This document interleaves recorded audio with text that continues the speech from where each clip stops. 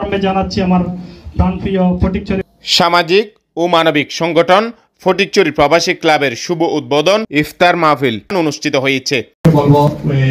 গতকাল উপজেলা সদরের ফুড মেলা রেস্টুরেন্টে এই উপলক্ষে আলোচনা সভায় সভাপতিত্ব করেন ক্লাবের উদ্যোক্তা আলহাজ নুরুল আফসাদ চৌধুরী।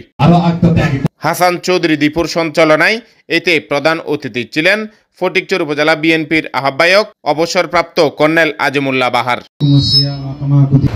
উদ্বোধক ছিলেন ফটিকছড়ি উপজেলা নির্বাহী অফিসার মোজাম্মেল হক চৌধুরী।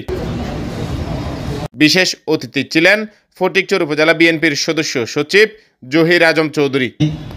অন্যান্যের মধ্যে উপস্থিত ছিলেন বিএনপি নেতা ইদ্রিস মিয়া ইলিয়াস, নুরুদ্দিন খান, সরওয়ার হোসেন, এস.এম. আজিজ উল্লাহ, তসলিমা আক্তার মনি, নজরুল ইসলাম, আব্দুল মাহবুদ মুন্সি, মাওলানা নুরুল আলম, মোহাম্মদ জসিম, শামসুল আলম, নাসিরউদ্দিন শিকদার, মোহাম্মদ মুজাহের, ইলিয়াস শিকদার, জসিমউদ্দিন, মোহাম্মদ পারভেজ, মোহাম্মদ আলী, শহীদুল হক, আনোয়ার হোসেন, ডাক্তার রুবেল, জামাল উদ্দিন, মাহমুদুল হাসান দিলু, মহিনুল্লাহ উজ্জ্বল, মোহাম্মদ ইব্রাহিম বিজয়, নাসিরউদ্দিন, উমর ফারুক শিকদার মানিক, ইকবাল, ডাক্তার হোসেন, হেলাল খান, শেখ মাহফুজ, ইঞ্জিনিয়ার বেলাল উদ্দিন মুন্না, আকরাম, জয়নাল, মাসুদ, রাব্বি কাইম, রমজান, তানবীর, শাহাবুদ্দিন সহ আর অনেকেই। আমার কাছে মনে আছে যে 21 আগস্ট রাতে 9টার দিকে একটা ফেসবুকে স্ট্যাটাস দিয়েছিলাম যে ফটিকছড়িবাসীর এই মুহূর্তে খাবারের চেয়ে নৌকা বেশি দরকার, বিভিন্ন জায়গায় বোট দরকার বা উদ্ধারের জন্য জলযান দরকার।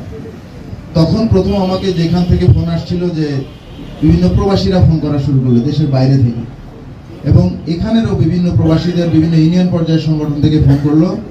এবং প্রথম আমি 4টা বোট আমি রিসিভ করলাম, থেকে আসলো, চট্টগ্রাম থেকে আসলো, 4টাই প্রবাসীদের পাঠানো। তো আশা করছি যে ভবিষ্যতে এই বার্তাটা সবার কাছে পৌঁছবে, সবাই জানবে এবং সবাই পর্যায়ক্রমে এই ক্লাবের সাথে সম্পৃক্ত হবে। এই প্রবাসীরাই কিন্তু আমাদের যে বাজেট আছে, বাজেটের প্রায় অর্ধেকের যোগান দেয়।